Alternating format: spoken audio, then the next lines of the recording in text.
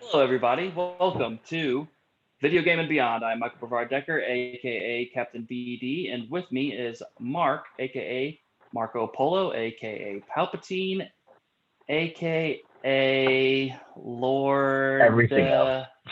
That one's such a Mystical. long one. You have to do that one. Mystical Lord It was Dominus. Mystical Lord Dominus Rubius. Yeah, that was Okay. my character on Final Fantasy, so still is. Guys, welcome back. We will be discussing The Mandalorian Season 2, Episode 3, or also known as Episode 11. Um, The really cool Eris. shit happens this episode the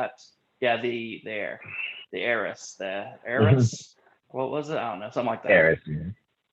Yeah. But exciting shit that we were all speculating on for a long time in the off season, and shit happened. But first, let's discuss what we've been playing this week. After all, this is 2 Video Game and Beyond. So let's start with some video games and then go beyond. Mark, what have you been playing this week? So I've been trying to catch up on my ghosts still. Trying to level up some multiplayer there. Are you doing It's been like a quiet week. multiplayer, co-op, or Horde? Are you doing story mode No, or I'm doing Horde? multiplayer co-op. Yeah, Okay. and then story mode. Um, I haven't platinumed it yet. I guess I got lazy, so I could go ahead and do that because it's just easy to collect the rest of the other trophies that are just laying around. So my goal was to do that. I'm still playing Jedi Fallen Order on Steam, and I know that's pretty much all I've been doing. It's been a busy week at work, so I haven't had time to really sit down and do much of anything other than I hear my you. simulators running in the background while they go build their own cities and blah blah blah while I, sleep. So it seems like all I've been doing. And it's just gonna get worse and worse as this Christmas season, oh God kill me, goes on. But it's been a chill, like go back to basics old thing too. I tried Skyrim on Steam as well, just to see what difference the mods are from the PS4 version. It is no different. So, are you So, gonna do that craft room? where? You said Skyrim, right? Yeah, yeah. No, I just So, started. okay, so there's a mod, and I'll have to look up I think it's just called Cheat Room. I think it's just honestly called Cheat Room mod.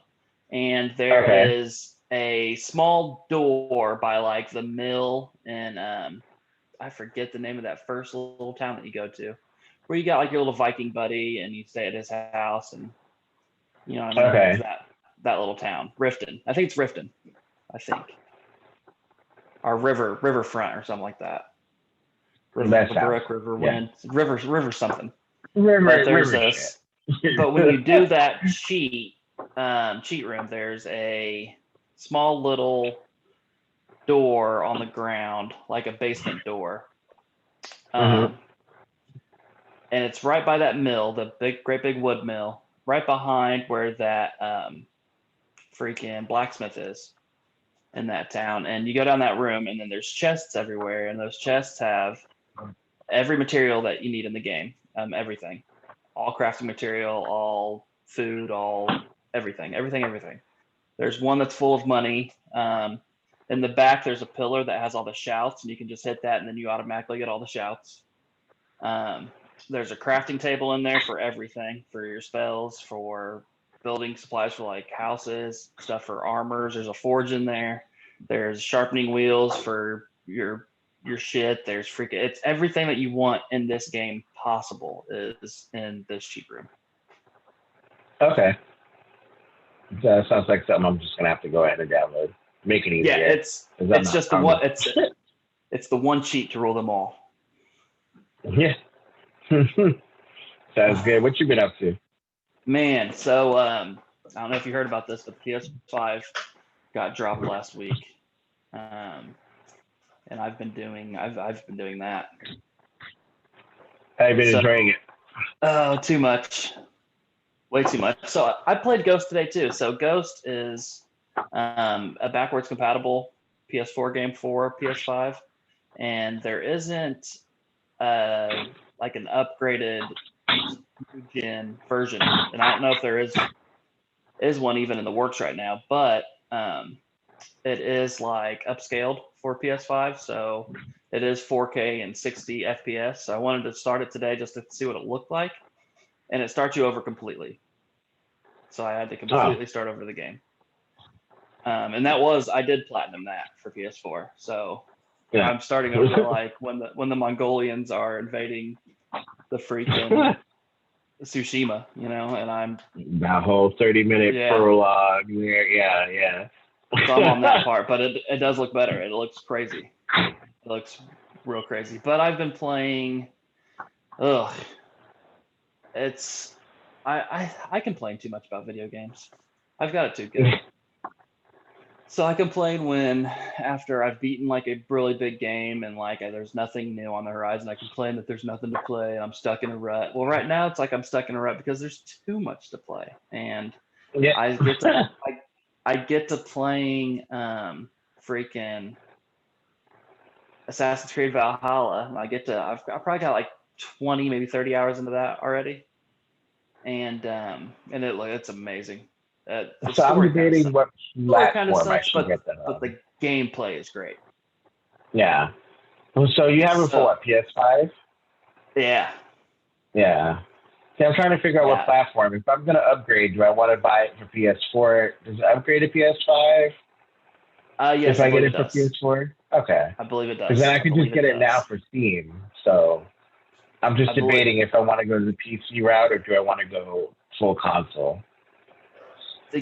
Okay, so have you played the the modern Assassin's Creed games like Origins and Odyssey? Yeah, so I have to say I wasn't a big fan of Assassin's Creed.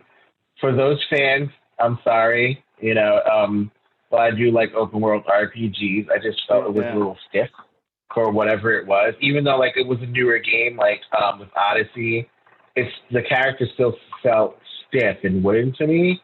Mm-hmm. So I didn't get into it as much. And then you have like level 2 quests mixed in with like a level 20 boss who comes around and like knocks you out, and it's like, what the fuck are you doing?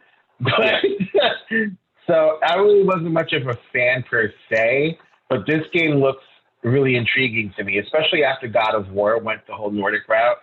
So now that we're going all Viking and stuff, I'm interested in seeing like, not Nordic, Irish. Yeah, no, Nordic. That's Nordic. Yeah. Norse, yeah. Nordic. So, we went that Norse route. So now, with Assassin's Creed doing it too, it's kind of interesting to see that time period, and reading from what it was, it seems a little different. So if it's any different, I might get into it and finally become a fan, So that's the theme. For me, Origins had the best storyline. I really enjoyed that one. Odyssey had a really good storyline too, and I thought the characters were pretty good. But like what you were talking about, how you would do like level 5 missions, but you'd have like level 20 adversaries, halfway through Odyssey, it really made you grind. It made you go do every single side mission that was on the map, and then you had to progress to the next map that would be a higher level up, and you had to do every single side mission. And it just got so old. Like you get fatigued so quickly because you don't want to grind in those games. You know what I mean? You want it to be open world and play as you want.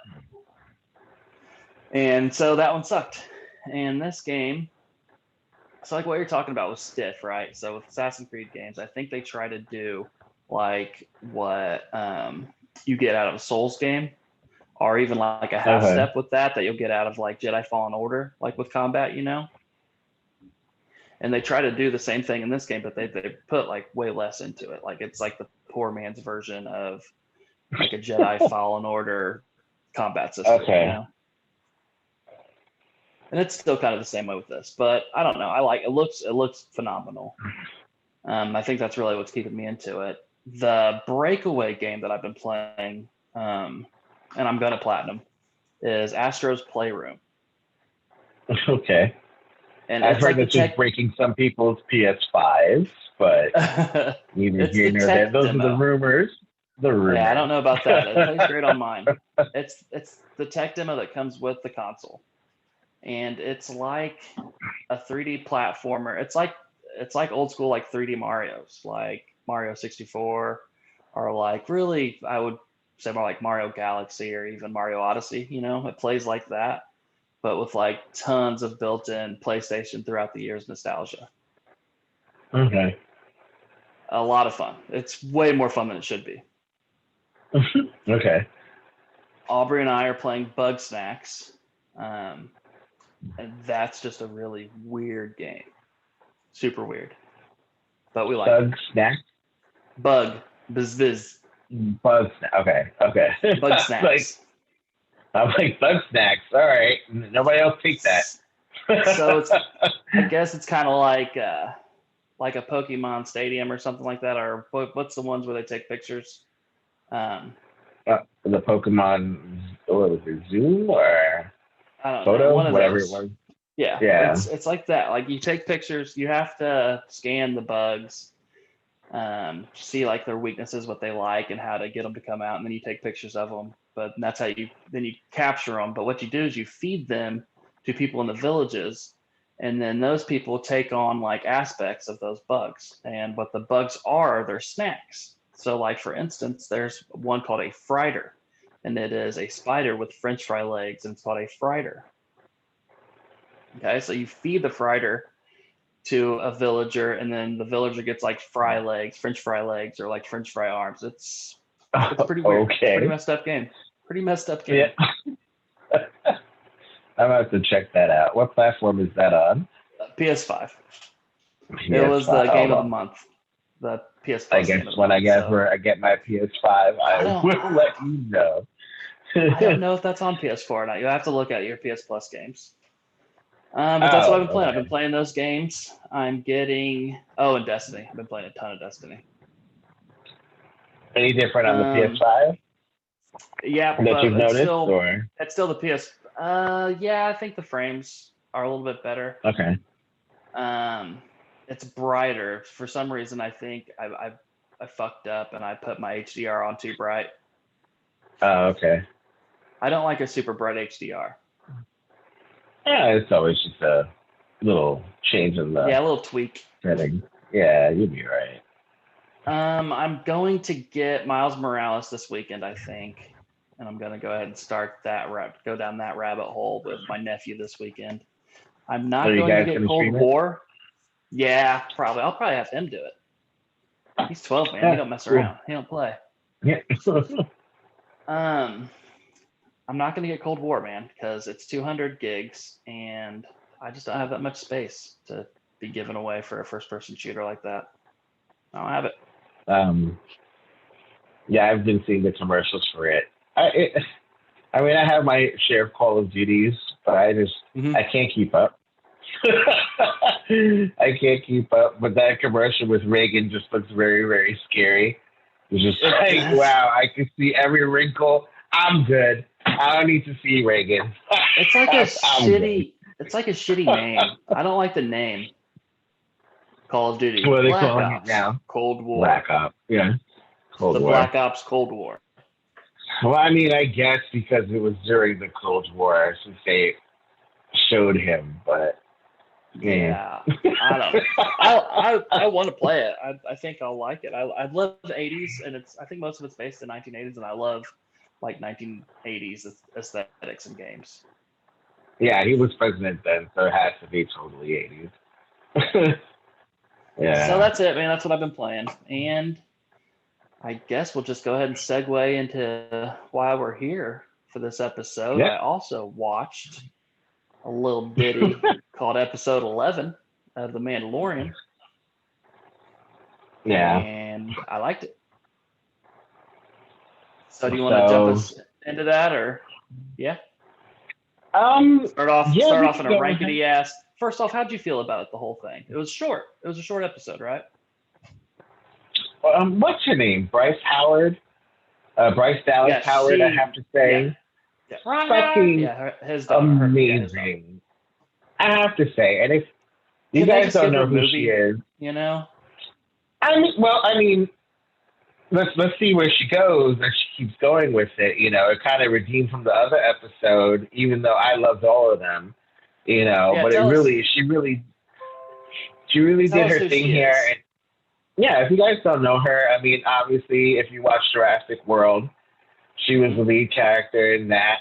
I liked her in Black Mirror, the She's great in that episode black. where The truth. That might as well be called like 2 years from now. That's what that episode should have been called. it's China right now where they have that system. And for you Yeah. don't know, for you guys that don't know what episode I'm referencing, I believe it was in season two. She played a character named Lacey that was on social media, and everybody on this planet is on social media. And it's all everything that you interact with and how you get far in this world is based off of your social likeness. So if Hmm. people didn't like you and they voted you down, you were fucked. You couldn't get loans on houses. You couldn't get good jobs. You couldn't No, nothing. you couldn't travel, nothing. So I mean, yeah, she's quirky in her own way, but the way she took this episode on for the short time that you alluded to was pretty packed. You know, so So what I think I got to interrupt you. What I love about this episode and why I think she did a great job is because you take a viewer and somebody in the fandom like you who has watched the animated series, and you're probably just getting overstimulated and like boom, boom, boom, boom, boom with all this stuff. And then you take a person like me who hasn't watched Clone Wars or Rebels, and I still know what's going on. You know what I mean? Like I still do understand that character, where she's from, why she's entitled to this, why their chemistry is like this and that between the two different Mandalorians. You know what I mean? And like I like that she's that's her that did that. She directed it like that. She gave you all of your fanfare, and she also let me in on what the fuck's going on. so yeah, I mean, you're talking about both the Tan craze, and Mm-hmm. before we even get to her, I was just over the top for the Moncalas and the Quarren. Um, to I bring don't those fucking Quarren. characters to life Ugh. again. Yeah. I mean, they're always presented in a dark way. And even on the Clone Wars series, when they had a civil war with the Moncala, it was kind of like, you poor guys, you guys lived together for so long working together. And yeah, the Moncala kind of ruled over you. Um, I can't say whether or not they were treated like second class citizens per se, but the way that episode made it seem like is that they always had a symbiotic relationship. So it's funny how every time we see the Quarren depicted in these type of situations, they're always up to some seedy nonsense. Um, but to get to that point, we They have just to go look from the bad, beginning. you know? Yeah. So let's go from the beginning. So now we made Okay. it to Trask, the ocean moon, Barely. that's orbiting whatever planet. I really don't know. Um, Razor Crest is sucked from the spiders. Frog Lady is sleeping, and this time holding on to the egg canister. Like, we're thinking snacks all the way through. This is the episode where the snacks smacked back, I have to say, in a sense. Again, later on, we see Yobi in a situation. But so we're about to land on this planet, this moon, sorry, Trask. And we're going in hot. The ship's falling apart as we're going into the atmosphere, and we're about to land on this ocean moon, and we get to see Let's. the Moncala there, I looking gotta up stop and you just real like, quick. yeah, So, yeah, um, Din is. We always see him as a fighter. You know what I mean? Hand to hand combat. Sometimes he's not as great as he is other times with that, but he's a great shot, right? He's always got an awesome shot with his weapons and his guns. And a few times that we've seen him in like dog fights and really just kind of running away, we've seen what a good pilot he is. But right now we get to see like what a really good pilot he is, because he says he only has enough gas just to hit the brakes. So that's it. Like they are dead falling weight right now, and he only he has has. enough fuel just to hit the brakes to land, and that's it. That's all he's got.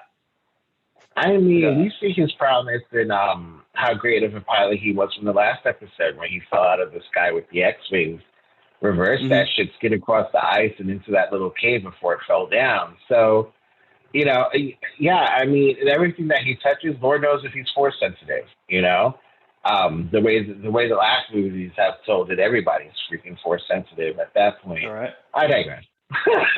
I digress. So now we got the Razor Crest falling apart, landing on this moon, and he's got that bullseye on that target, and that Moncala looks up like, I have to watch this happen, which made me crack up out loud, because it's just like, oh yeah, here we go. He's not gonna make it. Yeah, not gonna make it. Totally hits the brakes right at the last minute and makes it for 2 seconds. Then the engine explodes and into the ocean.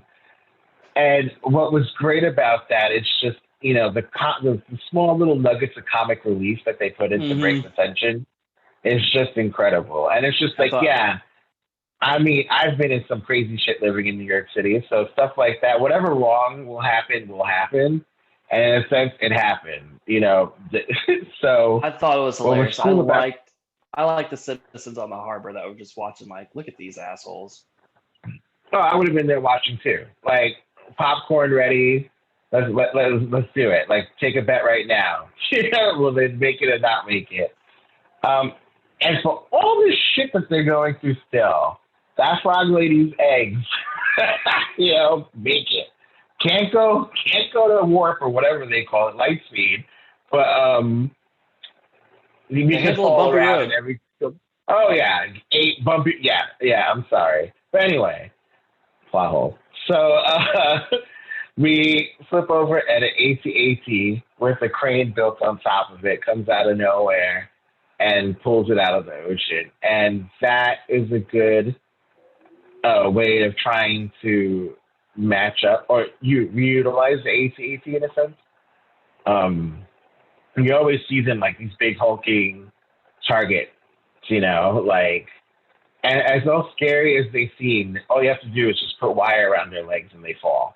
Like, they're not, So, to see it actually being reused in a different way, was kind of like, that makes sense. The Empire fell.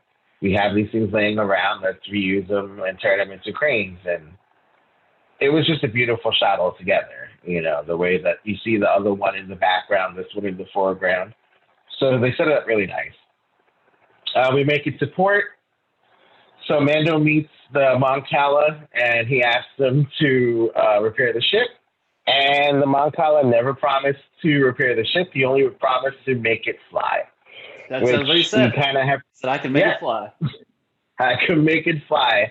And that you just had to hold on to, because that was big foreshadowing, as it just is what it is.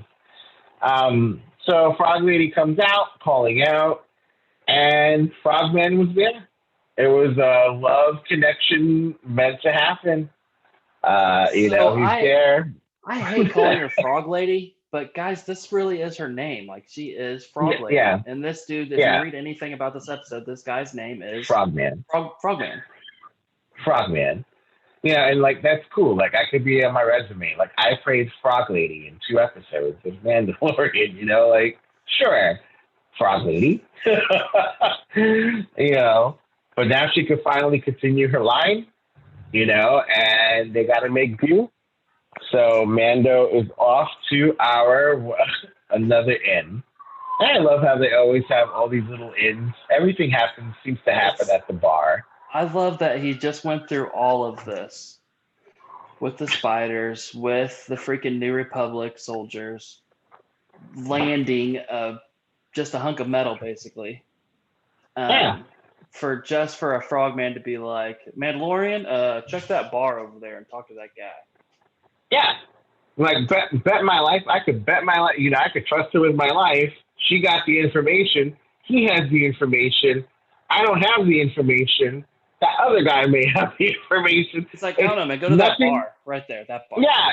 This is the worst fucking game of telephone we could ever play. And, it's like the most fucking fetch quest game ever. Yeah. Like, whoever gave me that first NPC, I'm going to shoot him. Like, Dr. Mandible, oh, you asshole. Bitch, I'm coming back at 4 o'clock in the morning and waking you up. Right. Talk about raid. So anyway, now we're at the bar, and Baby's hungry. Looking around, So this was a cute scene, and it's kind of redeemable in a sense for Yobi. Everybody was upset with him last episode because he was doing what babies do and eating. So here he is now. He's hungry. He's kind of making his googly noises in his little high chair. And Mendo's asking the bartender about, have you ever seen anybody who looks like me? And I thought it was great that he said that line too, because it's like, yeah, everybody looks like Quarrens and Moncala in here. And in a sense, you're trying to find somebody who looks like you in a world or in a galaxy that seems like it's so much full of humans. And he's the only one that's actually there in a sense, But so now the baby gets the chowder because he can't sit there, right? So the baby can eat, but if you're not eating, you can't sit here, is what the bartender told Mando. So he was like, I'll pay you in information. And what I liked is that he grabbed the Moncala currency that he got from like the first episode, and he just like laid it down like, here you go, for information. So of course now the bartender doesn't know where the Mandos are, but there's another guy that could go ahead. Yeah, always is another guy. There's a guy to another guy, but this guy said he knew where he could take him to take Mando to meet other Mandalorians. But before that, what I thought was cute was that finally Baby Yoda gets his little calamari porridge chowder. So gross, dude. It's chowder. It's like this. It's like dispensable chowder. It's disgusting. Yeah, it just looked like corn chowder, just like thrown on like just the noise out of the hose. Too. Yeah. It's how long has it been sitting in that hose? Can I say, like, was it freshly cooked and pushed down the hose? We could go all day. And he is apparently disgusted. He's disgusted with this. Well, apparently the living things living in this chowder too, which is weird. So, do Quarren eat Quarren calamari? Yeah. I guess it's a age-old question for their own planet, I guess. I mean, we saw like 5 different species, or at least sizes, of these squids throughout this episode. Yeah. Oh, yeah. But the squid attacks Yobi, and again, helpless baby, right? No force, no nothing. I'm just a baby. And so he tells him stop playing with his food. Jin tells him stop playing with his food and stabs it back in the chowder, and off we go. So he meets this corn shady dude, of course, who promises to take him to meet the Mandos if he just comes along with him. Just got to do a little couple-hour boat trip. That's it. Yeah, our friendly Quarrens, right? So he wants to go ahead. So we're on the boat now, which is funny because they could all swim. So to see Quarrens and Moncala on land doing fishing things when you guys could swim, it's interesting to see how that evolved. But everybody wants to be a near human, man. Yeah, bipedal. I digress. So off they go on their little boat ride to go meet the other Mandalorians, and he goes ahead and tells them about what was the thing that lives under their ship? That weird worm thing. That monster deal? I don't know what that thing was. But they kicked him. Oh God. Yeah, so the Quarren wanted to ever since then I've been like, fuck Quarren. Oh, okay, I got it. The thing's name is the Mammacore. Mammacore. Okay, yeah. So the Quarren haven't fed the Mammacore since that morning because she likes to eat, and so they were going to feed her, and Baby Yoda could go ahead and get to see the feeding. Baby Yoda, whatever. And yeah, they open up that fishing hole because apparently everybody likes to keep living dangerous things on their ships. And this one just came up. Well, before even that, they totally kicked Yobi. Well, hit him with the net or whatever. And I did not see that coming. I knew. Yeah, oh God! But he was quick. You animals! And again, for all of you who hated him last week, how quick were you to sit there and gag when you saw Yobi floating over this open pit? Well, I don't know, pit, ocean thing, whatever. This open part of the ship. And this worm monster, the Mammocore, comes up and just eats him. And all it is just teeth in a cylinder. Mm-hmm. Just comes up and like yanks him and brings him under the water. The good thing is he reacted quick and he saw that little bassinet he's in, his little floater, close up real quick, and he was safe. And Jin just went right in. Mando went right in and tried to save him. And it was interesting, again, that you have characters who could swim, stay on land, and try to attack him in the water. I don't know. Okay, but what's interesting about that is, so what we saw is that Jin's not so great in the water. I wouldn't be either with that freaking as awesome as his armor is, and we've seen him fight in every walk of life, as far as, you know, snow, desert, mud, freaking swamps. You know what I mean? We've everything. We've seen him fight in everything. Not good in water. Not a strong water fighter. I don't even think they are in that armor. That's not suited for underwater adventures. And we saw that when Casca Reeves, we'll get to her in a minute, when she jumped in to try to save Yobi. But yeah, not getting water, getting stabbed up, all because they wanted his Beskar. So it seems like these Quarren have done this before to other people to try to get the Beskar off of them because they knew exactly what it was and what they were going for. And everybody wants this fucking Beskar. It's like he's just a walking, talking pot of gold. Well, if he's not, Yobi is, because Yobi still got the dongle going off for everybody who's hunting him. So the two of them are just two walking bullseyes in our little dartboard of love over there. So, needless to say, how he gets out of it is that, well, the Quarren did actually take him to meet the other Mandalorians, just not in the way that they thought they were doing it. A little inadvertently, but they did. Yep, and 3 Mandos pop out of nowhere and save his ass. So at this point, again, it's kind of, for me, it's once I saw the helmet, I knew exactly who it was. And, like, my heart jumped. I was like, oh, my God, it's Bo-Katan. And, you know, my partner, Sean, he's over here. He's like, who? What? And I'm like, if you don't know, just be quiet. Like, shut up. Stop. Everyone's quiet. Yeah. You know, like, I got to see this. And it's sure enough. Layman's terms are following. Yeah. The heiress. We'll tell you in a minute. Just be quiet. So she takes off her helmet, and it is Bo-Katan Kryze, which is Katie Sackhoff, for those who know her, Battlestar Galactica. And she is the voice of Bo-Katan. Yes, she is, which is great. Like, not only did you get her look down, but you got the actual voice actress that plays her in the Clone Wars and Rebels to do her. The wig looked a little shitty. I mean, but you can get past that pretty quick, you know. Yeah, you have a discrepancy with her age at all? So no, and a lot of 40-year-olds look like she does. Yeah.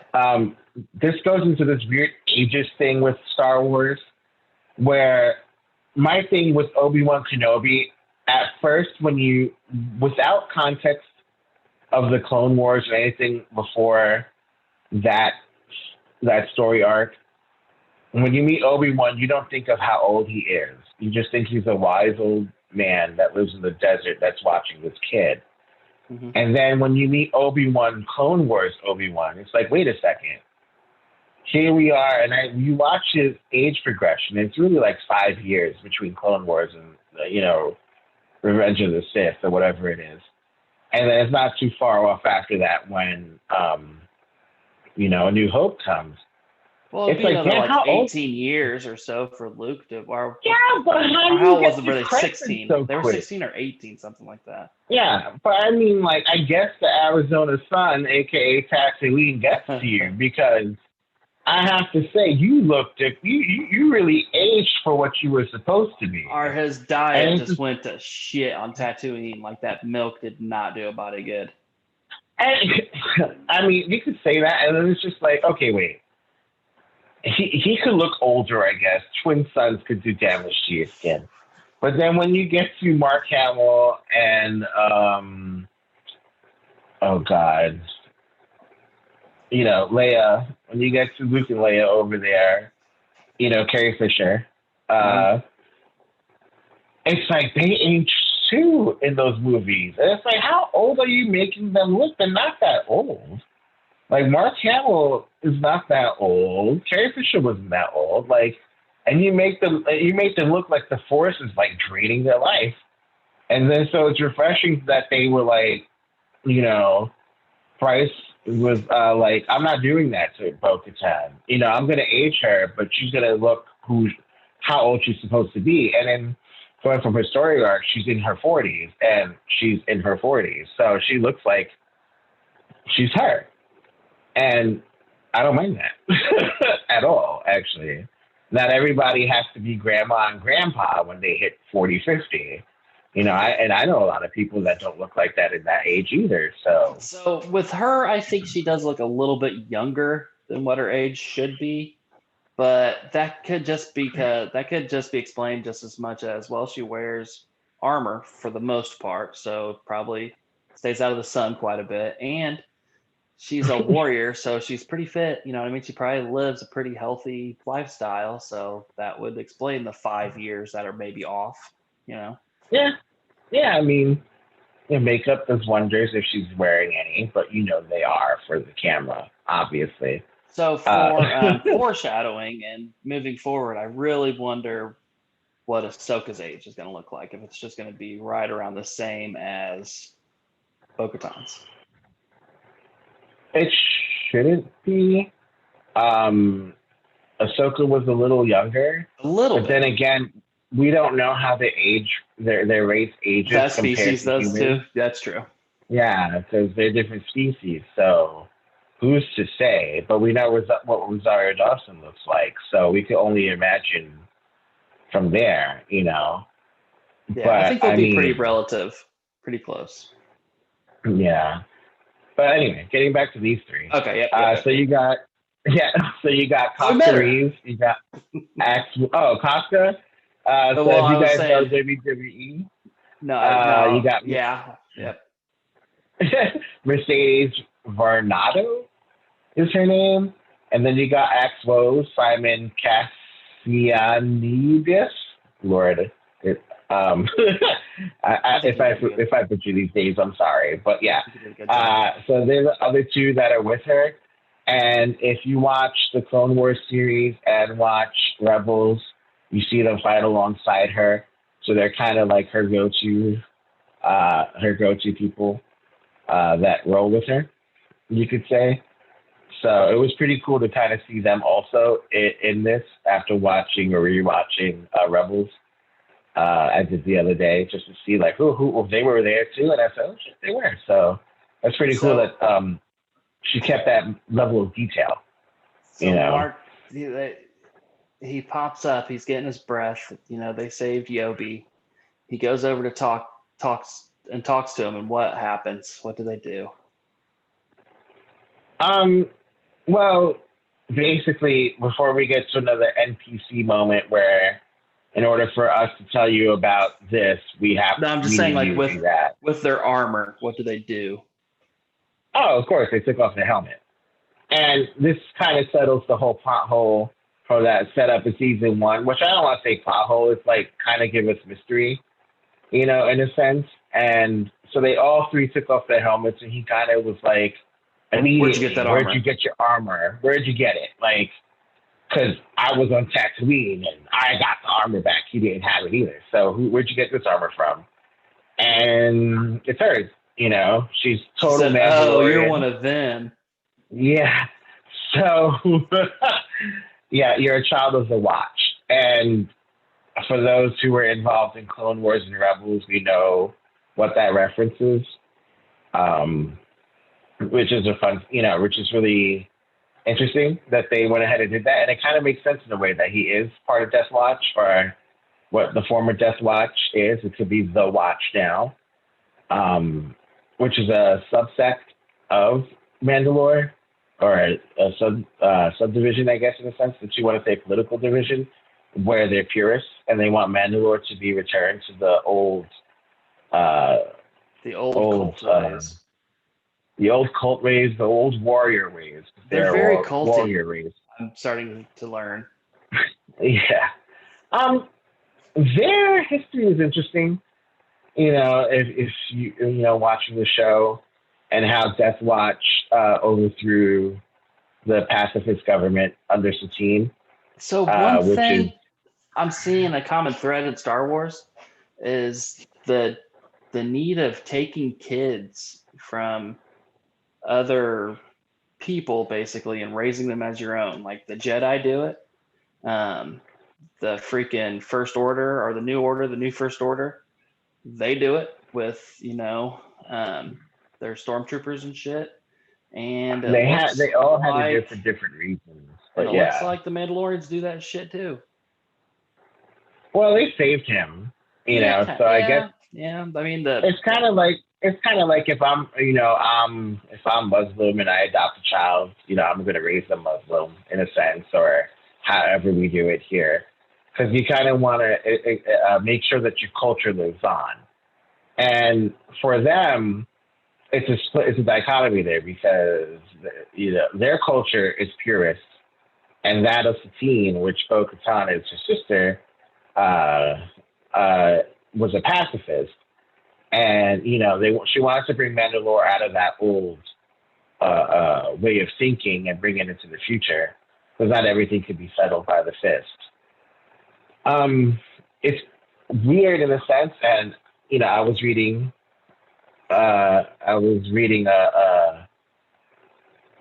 what do you call it? A theory, which I kind of am started to believe in now myself. In season 1, the founder, the one dressed in gold, her helmet had little horns on it. And before you found out that Mando was a child of the Watch, Death Watch reported to Darth Maul when he ruled over Mandalore, when he was the drug kingpin, I guess you could say, of the syndicates and stuff. So back then, when the Death Watch aligned themselves with Darth Maul, they had that idea too. Like, this is the way is of the warrior. When she mentions the Jedi, they're not the peaceful people that we know of or you think about. They're the gatekeepers, the guardians of, the light, in Star Wars. She calls them sorcerers and evil, like evil sorcerers and stuff like that. Which, from a Sith point of view, a Jedi is a bad thing, So, and when you look at her helmet, she has the little spikes on it, which kind of could be referenced back to Darth Maul's spikes on his head. So I was, I thought about it and I was like, wow, I didn't think that they put that much detail into it, but they really do. And going along that theory, it makes sense. So our biggest protagonist in the end may not be Gideon at all. It could still be Death Watch if we stick along with how the Mandalorian, or Jin, is now meeting people along. And this is not the way, and that's going to be. I take so much from just this first encounter. I reflect back to the first season to where, the blacksmith or whatever, the trader, what's that woman's name? Yeah. She's like, secrecy is our strength. Our strength is in secrecy. And then basically Bo-Katan in this episode is like, our strength is in numbers. Like, our strength is being out in the open, not secrecy. So they believe in two totally different ways of life and just ways of being. I thought that was interesting. Then in this scene right here, where he's like, blah, blah, blah is the way, and he just flies off mad. The first thing I thought was he was up there thinking no, this is the way. No, this is the way. I'm taking my toy and I'm going home. This is the way. That's not the way. No, it's great. But, in order for them to help each other, of course, here we are at another NPC moment. The quest is on, and I thought that this part, they set it up as good. They mentioned that we saw the inside from or it looked like the inside when they were talking outside of the ship about what they were about to do, harkens back to the Millennium Falcon kind of scene when they're outside the ship repairing it and talking about what they're going to do. But I guess I kind of skipped forward. But Bo-Katan basically tells Jin, if we're going to help each other out here, you need to help me with the Imperials because the Imperials have weapons and we need to save Mandalore, regardless of whatever it is, differences we have. We need to save Mandalore, and the only way to do that is to get back the item I need, and we need to get the weapons to do so. Everybody could allude to exactly what it is that she lost, which is the black saber in the hands of Moff Gideon. So it takes some convincing because Mando can't join them. We got to see, sorry to interrupt you, but right before that, we got to see the Mandalorians and the 3 Mandalorians, not with minus Jin. One thing with Jin, his fighting wasn't awesome this episode. It was really showing kind of watered down. I think they were showing the difference between battle-hardened Mandalorians, who were raised as military types, basically, and Jin, who's a bounty hunter. He was raised to be a bounty hunter. I think that's what they were showing that off. But yeah, they came back to So first Jin flew off because he's like, no, this is the way, and then he landed on the dock, and then the sea squids faces the freaking Davy Jones's locker guy from Pirates of the Caribbean. Oh yeah. Quarren, whatever their name is. The Quarren, yeah. They look like the freaking mind flayers from Baldur's Gate. They just suck. Squid face. So Squid face comes over. You killed my brother. Now I'm gonna kill you.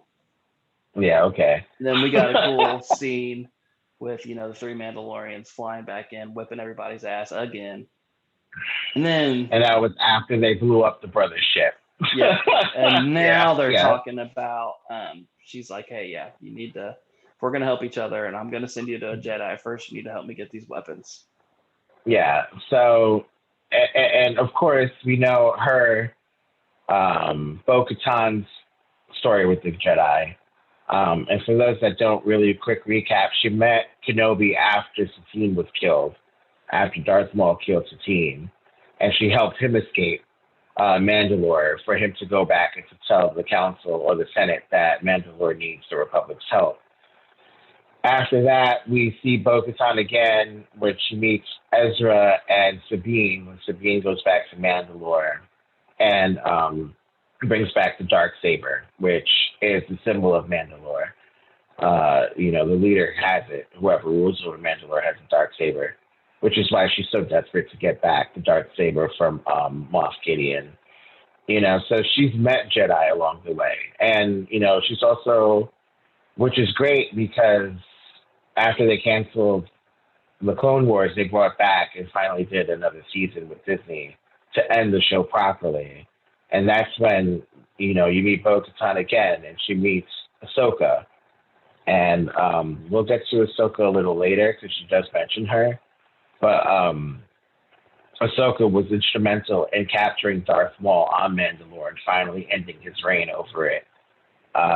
Which was great to see. And if you haven't seen it, Mike, I'm telling you, go watch. Yeah, that's the one thing I'm thinking of doing is just going through the Clone Wars and maybe even just selecting out the Mandalore episodes. No, I will join that right with you, buddy. I'm always down to watch some Clone Wars. So I urge you to see that, at least that story arc, because it is incredible. That fight scene between her and Maul was great. Maul, yeah. But anyway, so now we're going to fast forward here. So now we're on the ship talking about the Empire. So, the Empire's gone, in a sense. They're Imperials now, before they become the First Order.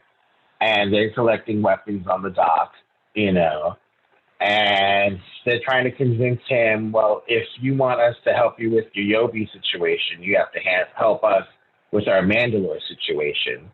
And Mandalore should take precedence because, hey, it's Mandalore.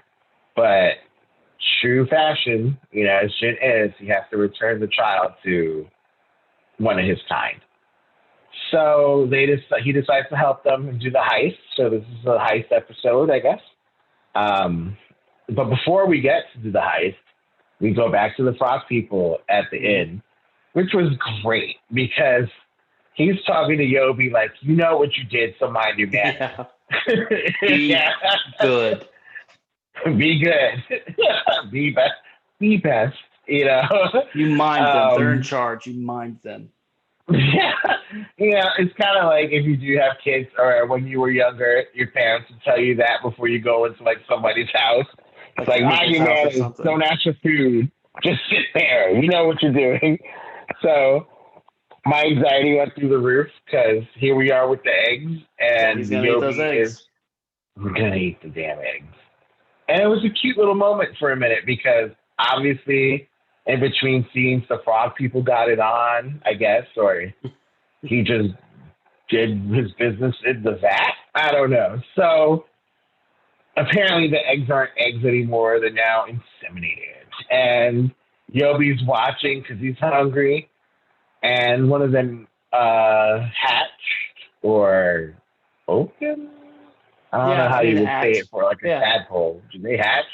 Yeah, it wasn't like a egg. shell. Yeah. I mean, sure, I don't know if you would say that in a human because they're eggs too. They probably don't really hatch. Right? Gross, Did we hatch or split off? I don't know. Chicken, egg, weird questions. Yeah, right. So anyway, the tadpole came out and Yobi's face lit up. And it was adorable to see. And I'm just there thinking he's going to eat him. Yeah, it was really endearing.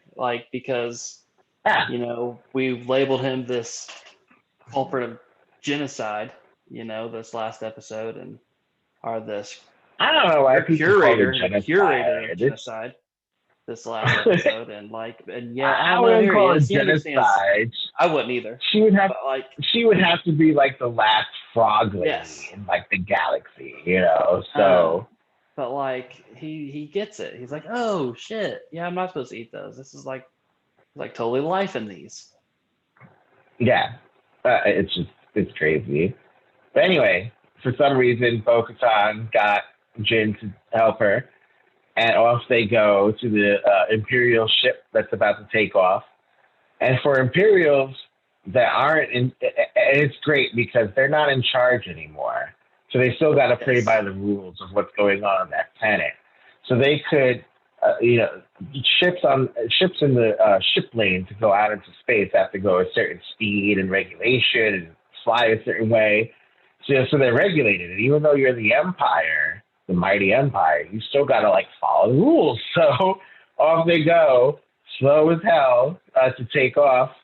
And I loved that scene, seeing that ship take off, and you see all the jet fuel burning behind the engine, and then all of a sudden 4 Mandos on their rocket pack are behind it and just land on it. And it's just like, oh, it's gonna get ugly. It's gonna get on fast. It's gonna get ugly. And those stormtroopers were no match for them. They never are. They just never are. Never were.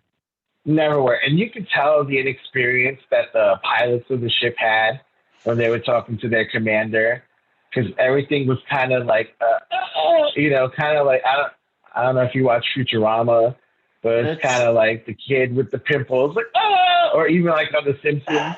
It's like every message that they got, they were like, they've made it past the sector. Then the next message is, they've made it past the next sector after that. It's like they keep progressing. Well, it was great. So the part where they finally make it up the elevator to the weapons hold at the end of the ship, and they're firing everything at them. And he's like, "Yeah, close the blast doors, whatever." So it's like, "Yeah, we got them. We trapped them now." And so they're talking to the bridge and to their commander, and it's great. And it's like, yeah, and I'm like, well, where did you trap them? Oh, in the control room. It's like, wait, what? It's over. Cargo door opens and all of them flew out, and that was it. And what's great about it though is that you hear them scream when we go back to the scene on the bridge, and the two pilots are listening, and all you hear is the screaming and them flying out of the holes. And then so he sits there, presses the button, and he's like, "Are you still there? Like, are you there? Come in, come in." And it's like, dude, you just heard them like die. So was it the scene before that where they were like at the crossfire and at like that standoff to where Jin like grabbed his little bombs and was like, "Cover me"? And does his little suicide deal. We're not there yet. Okay, not there yet. So we're coming up right now. So at this point, this is when Bo-Katan lets Jin know what the gig is. We're not and there he's for not the happy weapons. about We're that. there for the ship. No. And again, these aren't, this wasn't what we agreed to, which is so great that this is still going through from episode 5 of Star Wars itself all the way into this right now. Like, these weren't the terms of the deal. You altered the deal, and we're still altering the deal, like, no matter what we do. So she doesn't want the weapons. No, she wants the ship. So it's great. It's just great. Because if you want my help still, you got to do what I say. But here we are. We meet Moff Gideon again. He comes out on hologram and wants to know the status of the pirates. And he tells them what's going on. And, so they already know who it is. Moff Gideon knows it's the Mandos. They're there. And once they've gotten to that point of the ship, you know what to do, right?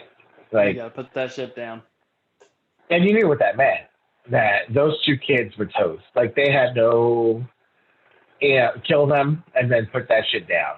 And so that's the part where we got to, where you got to see how badass that Beskar armor still is, and how horrible shot. He's always got this death wish. Like, he's just charging these guys in a hallway, you know what I mean? They're firing with upon thermal him. detonators. They hit him, with thermal detonators. They hit him 50 times. But the best part is when right before he moved forward, he looked at the Mandos and was like, "Cover me." And they looked at him like, "It's a hallway, dude." Like, yeah. I mean, if you stand in front of me, I'm gonna shoot you in the back. Yeah, what am I covering? But it was great because all of a sudden, all the stormtroopers had impeccable fucking aim. Yeah. Like, lasers shooting off of his armor, but not good enough that they got between the armor, right? Because he doesn't have the Beskar everywhere. It's just plates. So we can't shoot between the armor, but we're finally shooting you in the armor, which is kind of like where, you guys should shoot normally when any other people know, but okay. So, he threw the bombs at them. They blew up. Everybody moves forward, and Bo-Katan gets in there, and they all get in there to try to stop the ship from crashing into the seaport, which they did at last minute because, suspense, natural Hollywood suspense. Got obligatory pull up at last second, shot. And she asked the commander, like, "Hey, you know where it is? You know where it is?" Of course, we're talking about the Darksaber. He says, "Yeah, but I'm not going to tell you. And, if you don't tell me, you're going to die." But he didn't care because he's more afraid of Gideon than he is of her. It's like, well, if I tell you, he's going to kill me anyway. So I'm already dead. It don't matter. I'm already dead. So I'm going to take this little electric pill or whatever it was and kill myself. It was crazy. Yeah. Hey, effective. But she offers Mando a great, this is what he wanted, right? He wanted to meet more of his kind. Mm-hmm. But it was his view of Mandalorians was never that they could be any different. So, to meet these Mandalorians and then get offered an opportunity like, let's go back to Mandalore, let's free Mandalore. And hello, you're Mandalorian, but still duty comes first. You'll be happy. And what he believes is he's like, no, Mandalore's haunted. If we go there, we're going to die. Yeah, well, because if you go along the theory that with Darth Maul and everything, of course it's haunted. You guys lost. You know, you guys lost. It had to go into hiding because the other Mandalorians that retook it would hunt you guys out. Like, come on, we're no longer with the Sith rocking with the Sith of the Empire. They're the enemy, you know? So he declines to go, and that's when he informs her about going to Kaladin on Corvus to go meet a Jedi named Ahsoka Tano. And again, once her name was mentioned, I was like, "Oh my god!" But I already know we're not going to see her to the last episode. You think last episode, or definitely skip an episode for sure? I don't think we'll see her next episode. And again, that goes to the way that they leave little tidbits here and there, and then they hide them. So, like in the first season, when we met Quill in episode 1, is it episode 1 or episode 1? Quill hung out with us for 2 episodes, and then we didn't see him again until the final. And then we met Cara Dune in the 3rd one and the 4th one of those 2, and we didn't see her again until the final. Yeah. So if we're introducing these characters the way they are, we're probably not going to see them towards the end because we still haven't seen. I'm thinking we're going to see Boba before we see Ahsoka. Exactly. Yeah, we haven't seen Boba yet. You know, so we might see them both in the same episode. Who knows? That'll be too much overload for me if they do. But it may come down to Ahsoka facing off Moff Gideon with the saber. So we might actually get, I hope, a lightsaber duel that's worth of note. But that's just speculation. So that's one question I had for it, and you answered that. And I agree. I think we're going to get some filler episodes, kind of like some different directors are going to step in and have some episodes that aren't connected to anything. And then I still do think that we got to get Boba before we get Ahsoka. And then we're going to hook back up with Bo-Katan too. And I think by the end of this season, we are going to get that Darksaber, you know?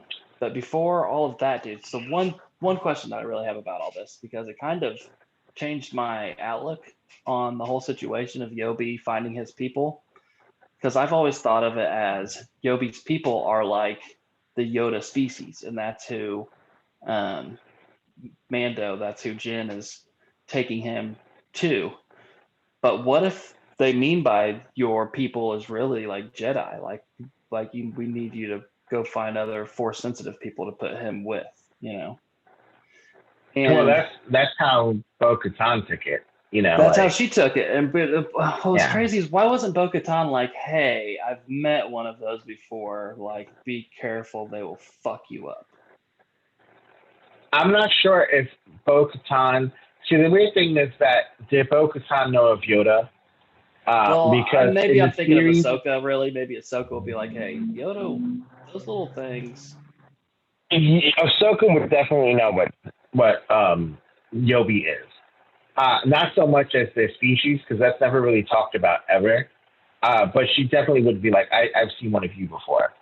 I'm not sure if Bo-Katan ever saw what Yoda looked like. I know she talked with, she's been in contact with Anakin. She definitely knew Jedis, but maybe not Yoda.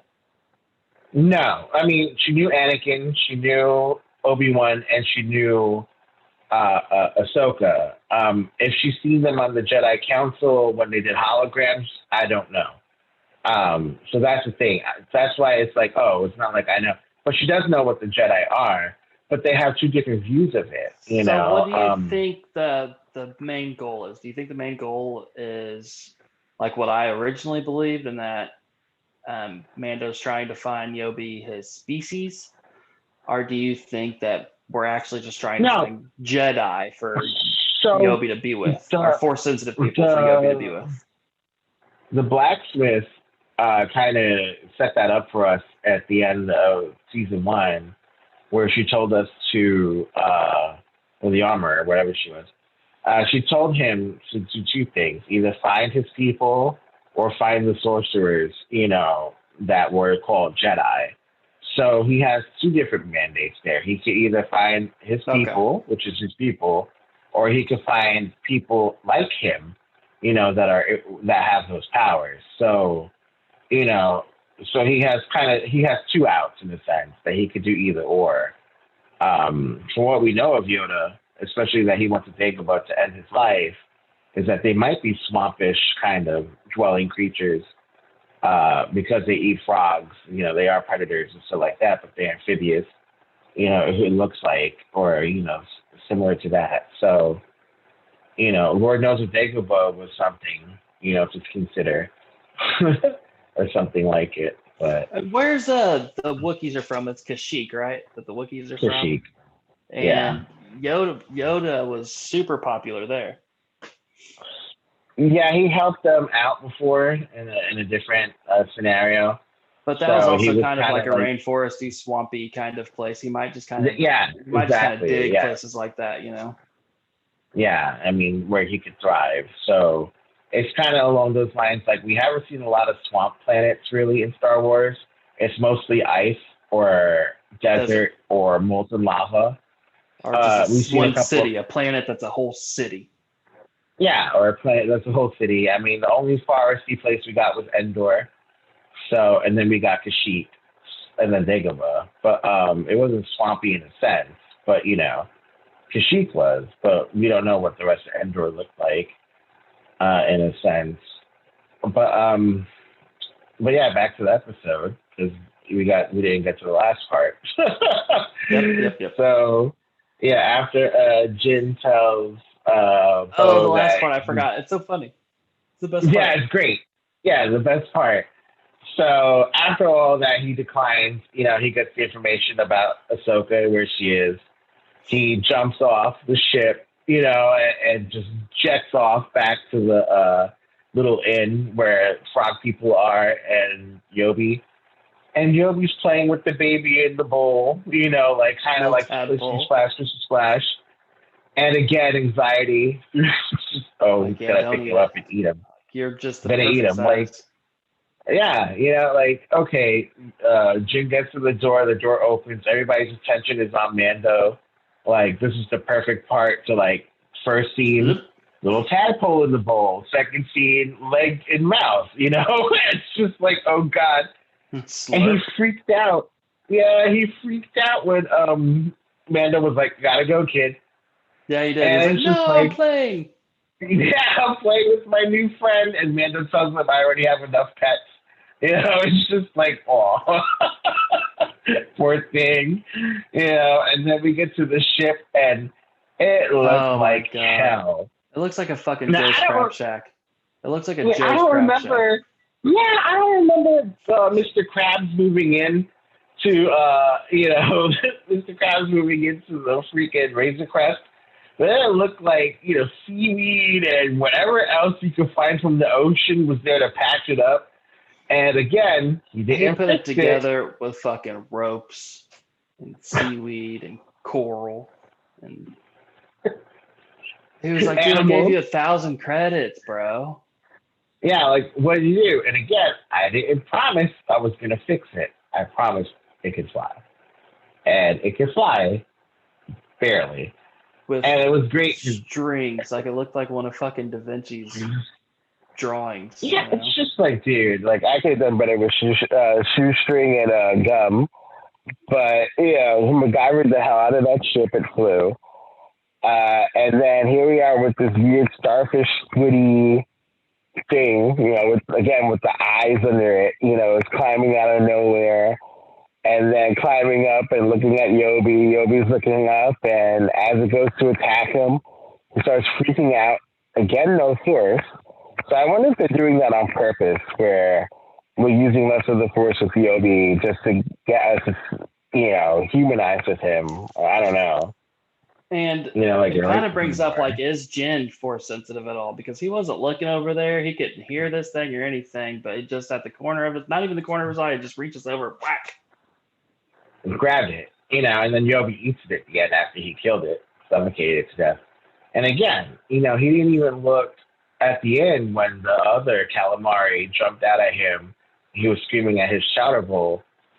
Jin didn't even look over at him. It was like, don't eat your food and side stab, and that was it. So it'd be interesting to see if Jin is a little force sensitive, and the way that the movies were going, the last trilogy was going with Everybody Captain was. Kennedy. Everybody, it was like Hogwarts. Everybody's a wizard, and I was just that's what annoyed me with that movie. But anyway, so are we going off with the what pissed theme? me off was the Highlander shit. That in the end there can only be one. You know that the last one standing would be the strongest. And I was like, oh, you guys, you stole this shit too. I mean, we can do a separate pod and just shit on And they that can just altogether. fucking Xerox. They can fucking Xerox lightsabers. They're telepathically to each other. It's horseshit. I mean, yeah.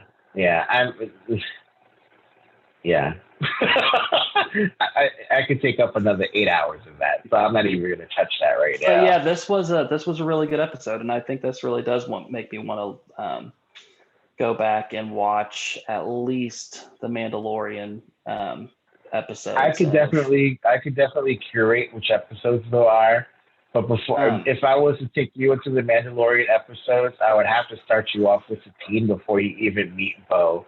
So I think Katan. What this episode did in particular is, like I said, for you, it probably was like, oh my God, yes, Bo-Katan, oh, her crew, yes. Oh, the shit that she's talking about. Oh man, she's talking about fucking, Darth Maul and shit, and I'm over there like, okay, so she's supposed to be the leader of Mandalore, and that's her dark saber, and she's from a different sect of Mandalorians than what he's from, and they had a civil war. I get it, like. They did a really good job at weaving in the stories this time and keeping it cohesive, which is great. And I wish that they continue. I want them to continue in their success and how they're doing it, because this within itself could just erase the last 3 movies for all I care. The Last Jedi we could have kind of kept, but everything else after that I wouldn't. But that's just me. As a fan. So any predictions? What do you think is going to happen next week? I think Boba's going to be involved. I don't know if that's going to be an episode of him, but I think it'll be we're going back to the desert. We haven't seen Strangers with Candy for a while. Okay.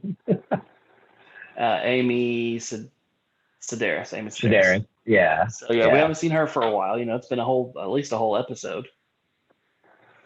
True. Probably got to go to Tatooine, go to our favorite bar, mix it up a little bit before we go on our journey to.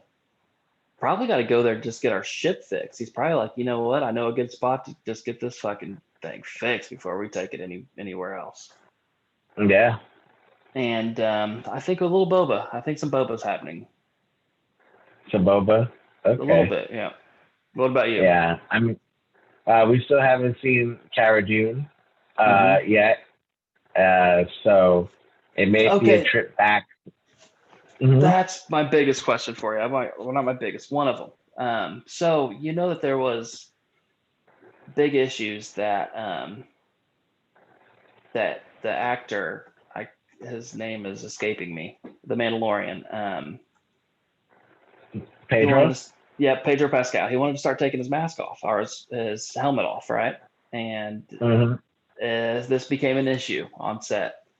Do you think this episode is where that started? Or not where it started, but when it really came to light, like, hey, I'm taking off my shit. Like, it's good for the character. He's starting to realize that maybe this is not the way. Is it good for the character, or is it good for him? I mean, we have to separate Pedro the actor and Pedro his voice, in a sense.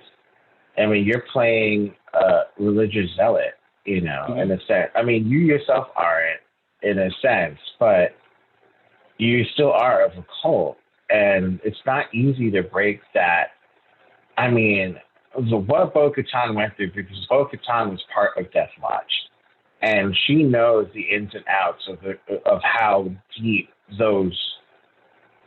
how corruptive those thoughts or ideals could be. in opposition to what Satine wanted, which is pacifism and neutrality. And it's hard because, your sister was ruling Mandalore as a pacifist, and here you are being part of a terrorist organization in a sense, trying to restore Mandalore to what you personally believe Mandalore should be. And that may not even be it, and it takes on politics all on its own. So I don't know, man. I really can't say.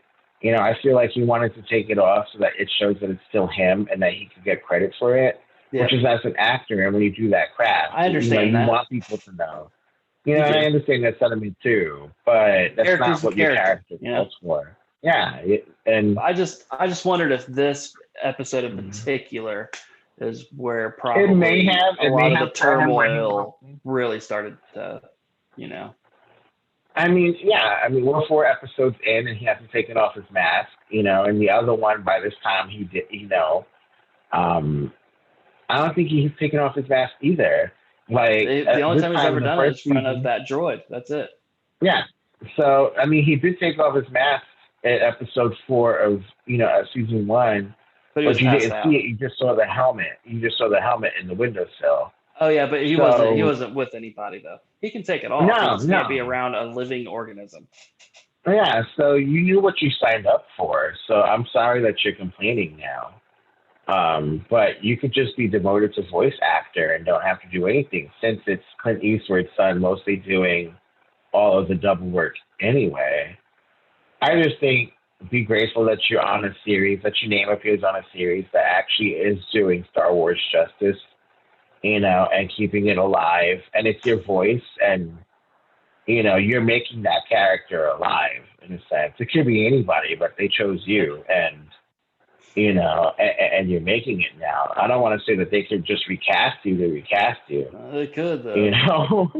They could. I haven't really seen your face. Don't be fooled. Don't be fooled. It's Disney. They'll CGI that shit if they have to. There's some amazing voice actors out there. Yeah.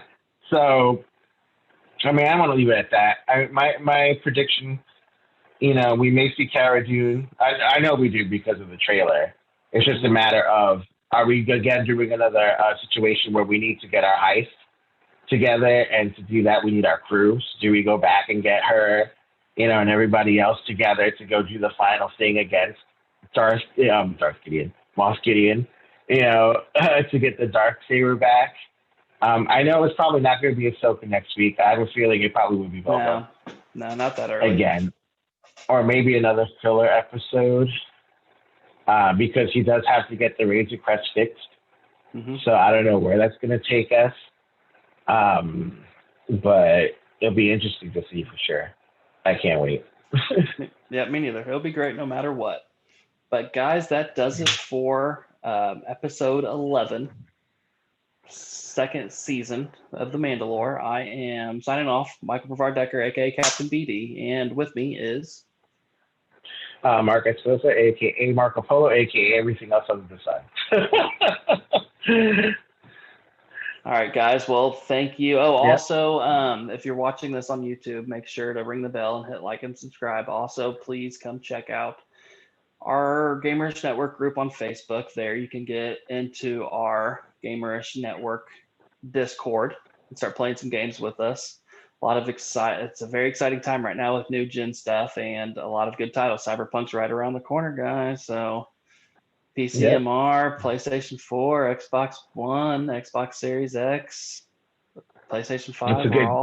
It's a good time to be a gamer. It's a good time. It's a real good time. But signing off, guys. Thanks. Check out Gamerish Network.